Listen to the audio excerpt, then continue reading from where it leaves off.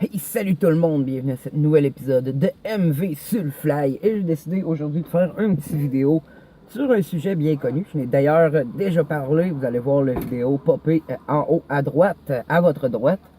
Et dans le fond, c'est une vidéo qui parle du Titanic. Tout le monde connaît le Titanic, tout le monde sait comment que le Titanic a coulé. Bref, pour ceux qui sont moins au courant, le Titanic était un paquebot géant, un des plus grands paquebots jamais faits, qui a coulé à son voyage inaugural en 1912. Il partait, je pense, de Liverpool, puis allait quelque part aux États-Unis, là, je me souviens plus trop. Mais oui, c'est pas rendu. Puis bref, ben, tout le monde sait qu'il a coulé dans l'Atlantique parce qu'il a frappé un iceberg. Bref, ben, c'est pas juste à cause de ça, il y a beaucoup de facteurs, genre le capitaine allait trop vite, le paquebot était supposément, s'était donné une malédiction en disant qu'il était insubmersible, mais théoriquement, il l'était, de la manière qu'il était construit. Il pouvait se permettre de se faire submerger environ comment ça s'appelle, des compartiments dans la coque. Parce que la coque était divisée pour pouvoir justement soutenir un peu d'eau. Puis bref, l'iceberg où ce qu'ils l'ont poigné, ça l'a détruit trop de compartiments, ça l'a fait couler. Et c'est quoi qu'il y avait aussi dans le temps Follet qui pogne avec quelqu'un à la guet qui regardait justement parce que c'était trop loin pour avoir des radars, c'était trop loin, c'est trop vieux plutôt, devrais-je dire. C'est dans 1912, il n'y avait pas de radar. Là.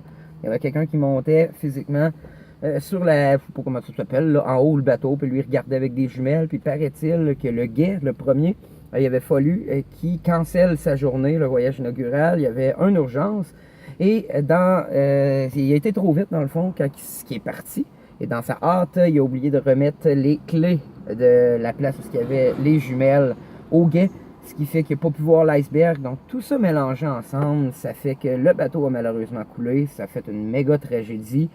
Et pourquoi que j'ai décidé de parler de ça? Ben, si vous écoutez Mister Voilé, vous savez qu'il y a une théorie reliée à ça. D'ailleurs, j'en ai parlé encore une fois la vidéo. C'est la théorie des bateaux changés. Donc, où est-ce que ça devient intéressant, la nouvelle qui est sortie? C'est qu'il y a des nouvelles photos, des nouvelles photos en fait, c'est du monde qui ont rechecké des photos du Titanic et ils ont remarqué un gros spot un peu ombré, on dirait que ça a été brûlé.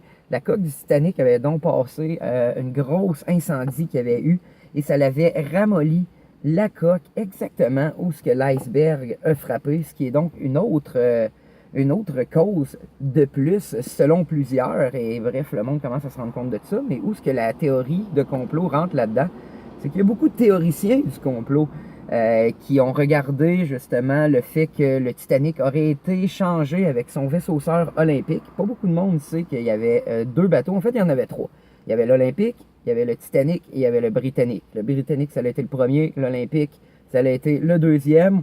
Et pendant qu'on a construit le Titanic, l'Olympique plutôt, aurait été en réparation. En même temps, il y a même des photos, j'essaie de la montrer, où on voit les deux vaisseaux sœurs à côté pendant la construction du Titanic et l'Olympique, où ils ont enlevé un peu le nom, parce que les deux avaient leur nom mis sur la coque.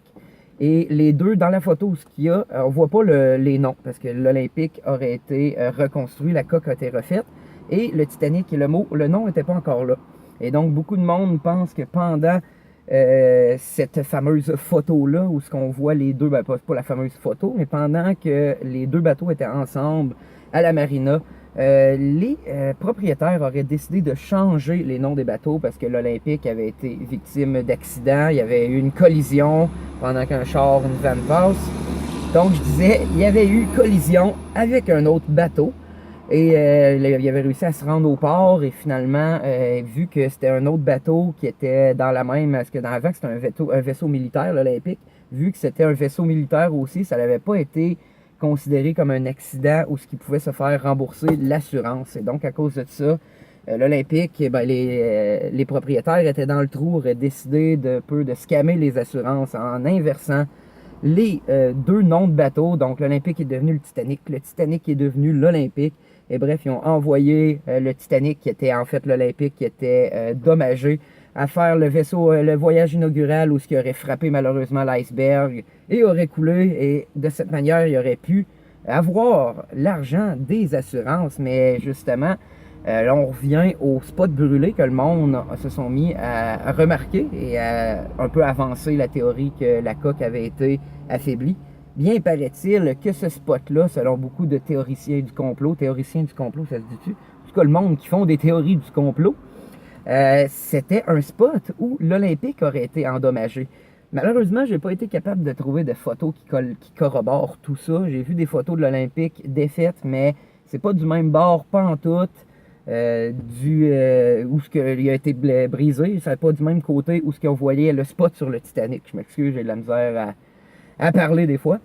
Et bref, c'est un peu où ce qu'on en est. Donc là, les théoriciens du complot disent que c'est la preuve ultime du complot, justement. Mais moi, de ne pas pouvoir corroborer rien, j'ai envie de pas trop m'avancer là-dedans. Et c'est là qu'on en est aujourd'hui. On n'a jamais pu savoir si c'était vrai, même si je doute que c'est probablement pas vrai. Là, on aurait été capable de trouver au moins des photos où on voit l'Olympique dommagé à la même place. Et sinon, ils prennent comme preuve le fait que l'Olympique et le Titanic avaient certains détails différents, genre les photos, plutôt comment ça s'appelle, window en français, les fenêtres. Les fenêtres, quand il avait construit le bateau, les deux bateaux avaient des fenêtres différentes. Donc, paraît-il que l'Olympique avait des fenêtres plus petites et qui n'étaient pas espacées pareil. Et le Titanic avait des fenêtres plus grosses et carrées qui étaient espacées égales. Et bref, le monde se fise là-dessus pour voir si c'est vraiment l'Olympique ou le Titanic qu'on a dans le fond de l'eau en ce moment. Mais, tu sais, la coque est tellement la coque. Plutôt, le bateau est tellement rendu défaite dans le fond de l'eau. C'est pas rien que la coque, là. C'est aussi des bouts du haut du bateau. J'oublie les termes. Pour corroborer si oui ou non c'est bien le Titanic ou l'Olympique. Bref, finalement, l'Olympique aurait perduré jusqu'en 1929, où il aurait été même repeinturé un peu après, en 1919 ou 1920. Justement pour un peu alimenter encore les théories du complot. Pourquoi leur peinturer? Peut-être pour dissimuler quelque chose. Ou, bref, finalement, l'Olympique à cette heure est gardé comme un trésor national et beaucoup de monde disent que c'est en fait le vrai Titanic. Qu'est-ce que vous pensez de ça? Dites-moi ça dans les commentaires. J'espère que j'ai été assez clair. Au pire, allez voir mon vidéo que j'ai faite il y a pas trop long. Ça fait un méchant bail. Ça fait 2 ans environ.